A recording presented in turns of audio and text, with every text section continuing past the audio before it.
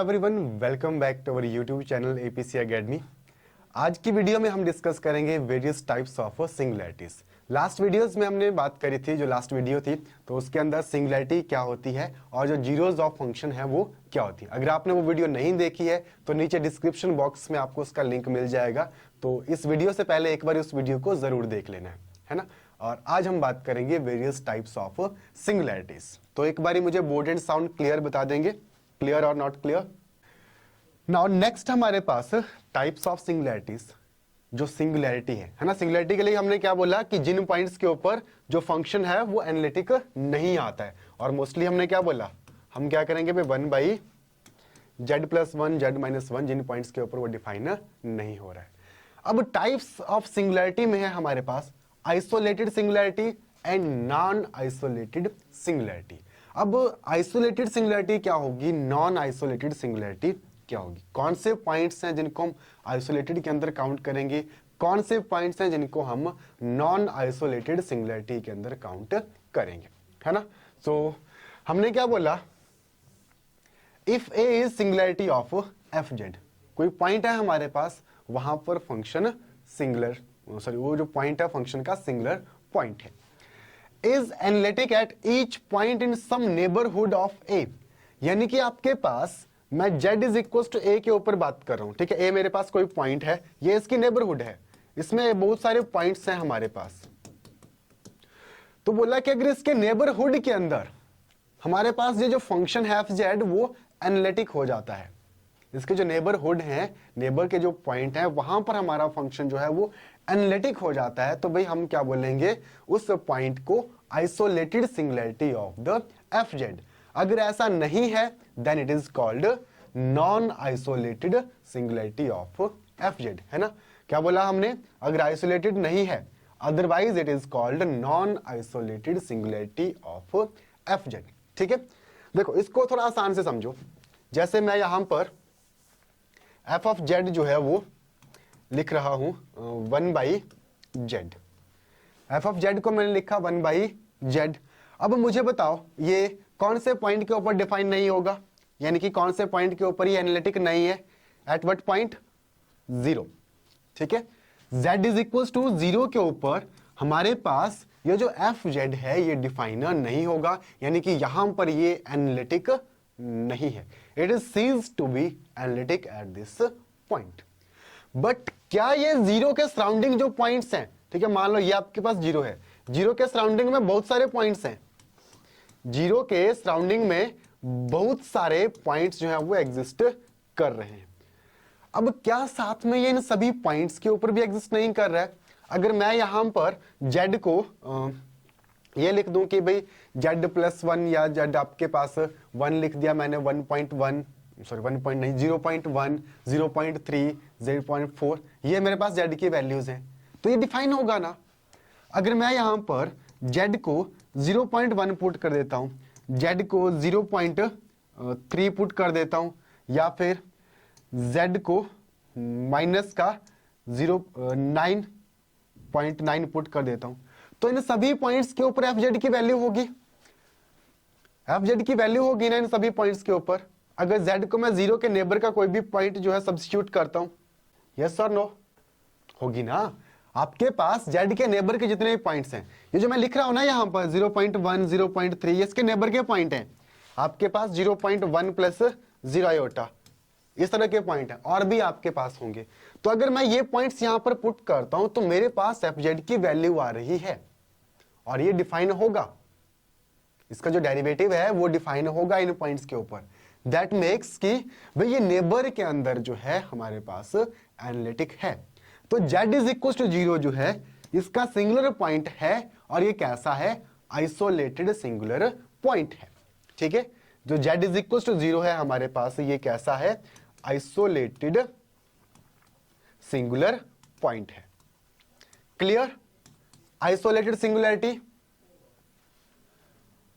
Clear ना, और any doubt. आपको सिर्फ इतना देखना है कि उसके नेबर के अंदर जितने भी पॉइंट्स हैं क्या वो उनके ऊपर भी डिफाइन हो रहा है या फिर नहीं। अगर डिफाइन हो रहा है उसका जो डेरिवेटिव, देन जो है हमारे पास जो पॉइंट है वो आइसोलेटेड सिंगुलैरिटी है। चलो देखो एक एग्जांपल हमने यहां पर लिखा हुआ है। हमने बोला F Z is equal to this one. F Z है Z square plus 5, F Z is equal to Z square plus 5 divided by Z and Z minus 3 Z square plus 1। तो भाई कौन से पॉइंट्स हैं जिसके ऊपर एनालिटिक नहीं होगा?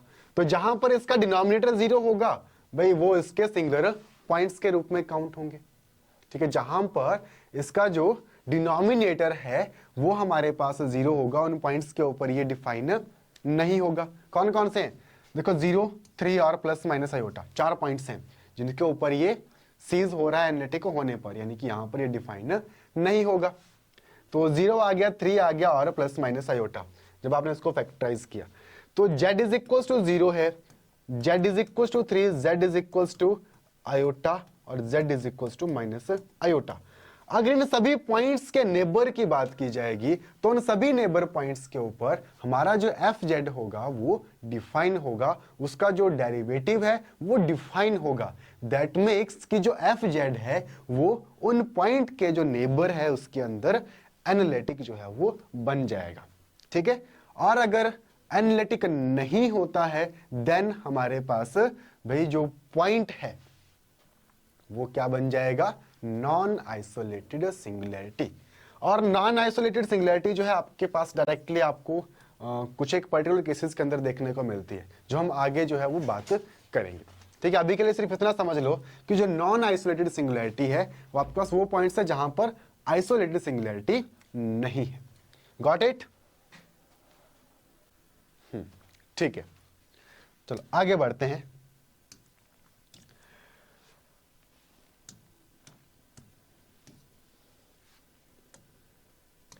आगे है हमारे पास टाइप्स ऑफ आइसोलेटेड सिंगुलैरिटीज। तो टाइप्स ऑफ आइसोलेटेड सिंगुलैरिटीज हमारे पास क्या होती हैं? तो देखो 3 टाइप की होती हैं। एक आपके पास है रिमूवेबल सिंगुलैरिटी, देन पोल्स। ठीक है, पोल्स भी जो आपके पास सिंगुलैरिटीज होती हैं। और तीसरी आती है इसेंशियल सिंगुलैरिटी। ये तीनों आपके पास पेपर्स के अंदर देखने को मिलती हैं क्वेश्चंस के साथ। आपके पास फंक्शन दे रखा होता है और पूछा जाता है भाई z इज इक्वल टू 1 के ऊपर इसकी जो सिंगुलैरिटी है वो कैसी है? आइसोलेटेड है या फिर रिमूवेबल है, पोल्स है या फिर इसेंशियल है। तो ये तीनों के तीनों जो आपके पास टाइप्स हैं ये आइसोलेटेड के हैं। ये ध्यान रखना, ये जो तीनों आपके पास सिंगुलैरिटीज हैं ये आइसोलेटेड के रूप में काउंट किए जाती हैं। They are isolated singularities. अब ये होती क्या है? तो देखो सबसे पहले हमने रिमूवेबल सिंगुलैरिटी लिखा। जो रिमूवेबल सिंगुलैरिटी है उसको हम कैसे डिफाइन करेंगे? तो जो एफ जेड है हमारे पास उसमें जेड इज इक्वल टू ए हमारे पास एक सिंगुलर पॉइंट है, यानी कि वहां पर वो सीज हो रहा है एनालिटिक होने पर, एनालिटिक नहीं है। And limit of F Z at Z equals to A exist finitely. जो आपका लिमिट है एफ जेड की उस पॉइंट के ऊपर फाइनाइटली एग्जिस्ट जो है वो कर रही है। देन जो हमारे पास सिंगुलैरिटी है उसको हम क्या बोलेंगे? रिमूवेबल सिंगुलैरिटी, यानी कि उसको रिमूव जो है वो किया जा सकता है। फॉर एग्जाम्पल हमारे पास देखो F Z is equals to Z square minus 1 over Z minus 1। ये मेरे पास यहां पर फंक्शन लिखा हुआ है।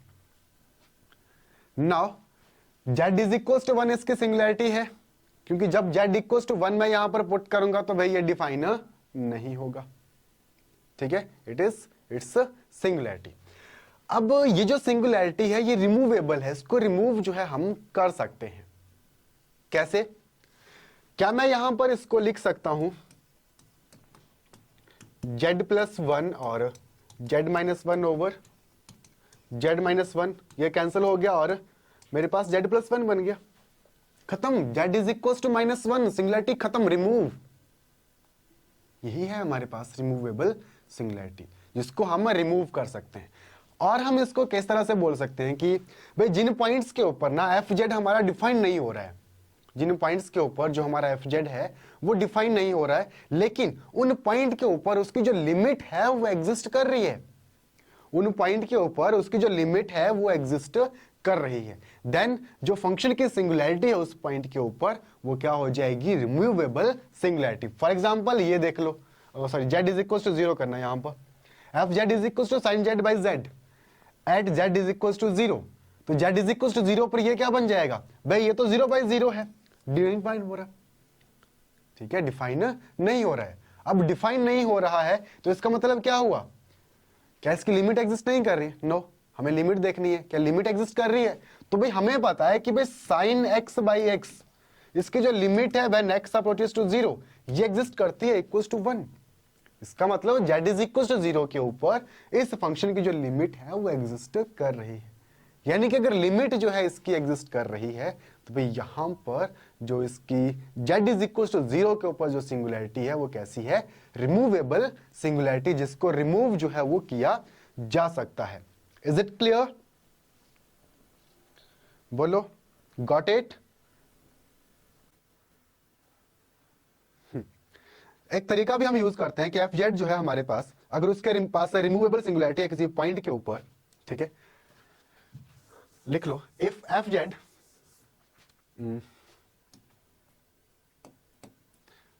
नोट डाउन कर लो, if F Z has removable singularity at z equals to a, then limit z approaches to a, z minus a into fz is equals to 0। ठीक है, ये कंडीशन भी आपके पास मिल जाती है जो रिमूवेबल सिंगुलैरिटी है उसके लिए चेक करने के लिए। भी हम इस तरह से चेक कर सकते हैं किसी पर्टिकुलर पॉइंट के ऊपर कि जो है वो रिमूवेबल सिंगुलैरिटी है या फिर नहीं। अगर रिमूवेबल होगी तो ये वाली जो कंडीशन है ये हमारे पास होल्ड करेगी, ठीक है, otherwise not. Is it clear?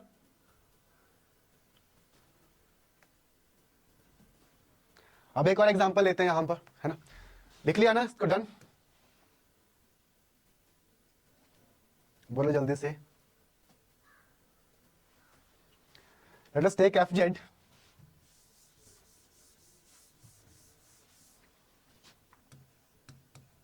F Z is equals to sine Z minus 1 over Z minus 1। ठीक है, ये हमारे पास एक पॉइंट है,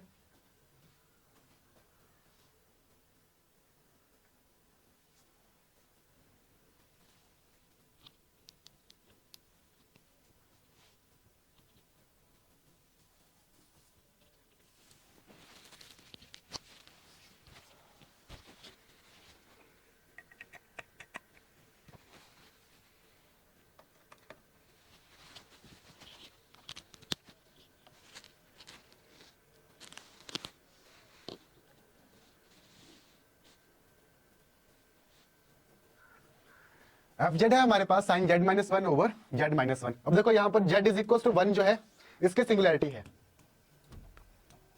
जेड इज इक्वल टू 1 जो है इसकी सिंगुलैरिटी है, यहां पर ये सिंगुलर है। अब ये जो सिंगुलैरिटी है ये कैसी है, रिमूवेबल है या फिर नहीं। तो देखो जेड इज इक्वल टू 1 के ऊपर आप सिंपल वे में चेक कर सकते हैं इसकी लिमिट एग्जिस्ट कर रही है या फिर नहीं। अगर लिमिट एग्जिस्ट करेगी तो ये रिमूवेबल, अगर नहीं एग्जिस्ट करेगी तो ये आपके पास रिमूवेबल सिंगुलैरिटी नहीं होगी। या फिर जो अभी हमने लिखा कि अगर हमारे पास कोई पॉइंट है उसके ऊपर जो लिमिट है z अप्रोचेस टू 1 यानी कि z minus 1 into F Z और sine z minus 1 over z minus 1, अगर ये हमारे पास 0 आ जाती है तो भाई ये हमारे पास एक रिमूवेबल सिंगुलैरिटी के रूप में काम करता है। ये जो पॉइंट है एक रिमूवेबल सिंगुलैरिटी बन जाता है। तो ध्यान से देखो, अगर मैं z अप्रोचेस टू 1 यहां पर करता हूं तो क्या होगा, z माइनस 1 से z माइनस 1 कैंसिल हो गया और साइन z माइनस 1 तो sine 0 is equals to 0। That means कि z इज इक्वल्स टू 1 जो है इस फंक्शन के लिए एक रिमूवेबल सिंगुलैरिटी के रूप में काम कर रहा है। ठीक है, सो इतना आपके पास जो रिमूवेबल सिंगुलैरिटी है ध्यान रखना है। क्लियर? और एनी कंफ्यूजन रिमूवेबल सिंगुलैरिटी के अंदर? ठीक है, नेक्स्ट नेक्स्ट है हमारे पास पोल। बोला if z is equal to a singular point of F Z and limit of F Z at z equal to a infinity exist, so infinitely exist, then z is equals to a is called pole। इसका मतलब क्या हुआ? इसका मतलब यह हुआ पोल आपके पास वो पॉइंट होगा जहां पर आपके पास जो फंक्शन की लिमिट है जिस पॉइंट के ऊपर वो इन्फिनिटी बन जाए। जिस पॉइंट के ऊपर फंक्शन की जो लिमिट है वो इन्फिनिटी बन जाएगी, उस पॉइंट को, उस सिंगुलर पॉइंट को हम क्या बोलेंगे? Pole of the function F Z. यानी कि आपके पास जब z approaches to a then F Z approaches to infinity, तो उसको हम क्या बोलेंगे? हमारे पास that will be the z approaches to a and f z approaches to infinity, then z equals to a is said to be pole of the f z, उसको हम उसका पोल बोलेंगे। अब जैसे मैं यहां पर एफ जेड को लिख दूं 1 ओवर जेड माइनस 1, ठीक है, 1 ओवर जेड माइनस 1, तो जेड इज इक्वल टू 1 क्या है? इसकी सिंगुलरिटी है, इस पॉइंट के ऊपर ये सिंगुलर है, तो जेड इज इक्वल टू 1 जो है इसका पोल है, पोल बनेगा ना, क्योंकि जब जेड इक्वल टू 1 है तो इसकी जो लिमिट है, limit of F Z when Z approaches to 1 will be infinity, infinite हो जाएगा Z approaches to 1, then Z is equal to 1 जो है हमारे पास इसके लिए एज अ पोल काम करेगा। This will be the pole of the F Z. And moreover यहां पर ऑर्डर ऑफ पोल भी है। ऑर्डर ऑफ पोल क्या होगा? Let F Z as a pole, ठीक है, पोल होगा तो ये कंडीशन होल्ड करेगी। देन जो लिमिट है F Z exist finitely, then N is called order of the pole. यानी कि आपके पास एफ जेड तो ये है, लेकिन साथ में ये जो इसका डिनोमिनेटर है जेड माइनस 1, इसकी पावर एन जो आपके पास दे रखी है, अब यहां पर एन नहीं है, 1 है, ठीक है, ये जो आपके पास एफ जेड है इसके अंदर जो है इसकी पावर 1 है। अगर यहां पर इसकी जो लिमिट है वो एग्जिस्ट कर रही है, मोस्टली एग्जिस्ट करेगी, इक्वल टू 0 है, ये 0 आपके पास एक डेफिनेट वैल्यू है, तो भाई जेड माइनस 1 की जो लिमिट है इसके ऊपर एग्जिस्ट कर रही है, देन यह जो आपके पास पोल है this is of the pole of order 1। या मोस्टली आपके पास ना जिस जेड माइनस ए आपके पास अगर ए जो है पोल है तो इसकी ये जो पावर है वही इस पोल का ऑर्डर हो जाता है। लाइक आपके पास जीरोस, तो जीरोस में तो हम बोलते हैं कि डेरिवेटिव्स को चेक करना होता है, लेकिन यहाँ पर डेरिवेटिव्स को चेक करने की जरूरत नहीं है, आपके पास भाई जो लिमिट है उसके ऊपर ही आपको चेक करके मिल जाएगा कि ये कौन से ऑर्डर का पोल है। और सिंपल में अगर आपके पास जो n है उसकी वैल्यू अगर 1 है ना, if n is equal to 1, जो ऑर्डर है पोल का अगर वो 1 आता है देन उसे हम सिंपल पोल लिखते हैं। तो ये भी लिख दो, pole of order, pole of order 1 is called simple pole, ठीक है, इसको हम क्या बोलेंगे? Simple pole of F Z, ठीक है, that will be called as simple pole of the F Z. अब देखो एग्जांपल के लिए हमने ये लिखा हुआ है F Z is equal to 1 over Z minus 1 का whole square, 1 over Z minus 1 का whole square, 1 over Z minus 1 का होल स्क्वायर। तो यहां पर देखो जो एफ जेड है हमारे पास वो जेड इज इक्वल टू 1 के ऊपर डिफाइन नहीं हो रहा है, यानी कि इसका सिंगुलर पॉइंट है। अब ये सिंगुलर पॉइंट है तो यहां पर जो एफ जेड है इसकी जो लिमिट है, लिमिट ऑफ एफ जेड ये क्या बन रही है? That will be infinity when z approaches to 1। अगर ये इन्फिनिटी बन रही है देन z अप्रोचेस टू 1, यानी कि z इक्वल्स टू 1 जो है इसके लिए एज अ पोल काम कर रहा है। z इक्वल्स टू 1 क्या बन जाएगा? इस एफ जेड का एक पोल बन जाएगा। अब ये पोल अगर ये बन गया तो ये कौन से ऑर्डर का है? जो इसकी यहां पर पावर है ना। या फिर आप ऐसा देख लो ना, जो डिनोमिनेटर्स हैं उनको 0 पुट करने पर आपको पोल मिलता है, डिनोमिनेटर्स को 0 पुट करने पर आपको पोल मिलता है। सिंपल से पोल की जो डेफिनेशन है आपने ध्यान रख लेनी। अब ये भी ध्यान रखना कि पोल है वहां पर कि नहीं उस पॉइंट के ऊपर, ये जरूर चेक करना है। तो पोल आपको मिल गया, फिर जैसे आपने इसके रूट्स निकाले ना, अगर जेड यहां पर देखो प्लस का 1 2 टाइम्स आ रहा है, जेड की जो वैल्यू वो 1 नहीं आ रही है 2 टाइम्स, जितने टाइम वो रिपीट हो रहा है ना वैल्यू वही उसका ऑर्डर है, या फिर यहां पर जो इसकी पावर है that will be behave as its order. Clear? तो दोनों सिंगुलैरिटीज क्लियर हो गई आपको, removable singularity and order of pole, या सिंपली पोल क्या होता है। तो ये था हमारे पास आज की वीडियो में, जहां पर हमने बात करी टाइप्स ऑफ आइसोलेटेड सिंगुलैरिटी, और आइसोलेटेड सिंगुलैरिटी में जो हमारे पास 2 टाइप की सिंगुलैरिटी है वो आज की वीडियो में हमने डिस्कस करी, रिमूवेबल एंड पोल्स क्या होते हैं। नेक्स्ट वीडियो में हम डिस्कस करेंगे जो नेक्स्ट हमारे पास सिंगुलैरिटी बच गई है, इसेंशियल सिंगुलैरिटी। तो अगर आपको वीडियो पसंद आए तो लाइक शेयर और सब्सक्राइब जरूर कीजिए, एंड थैंक्स फॉर अटेंडिंग।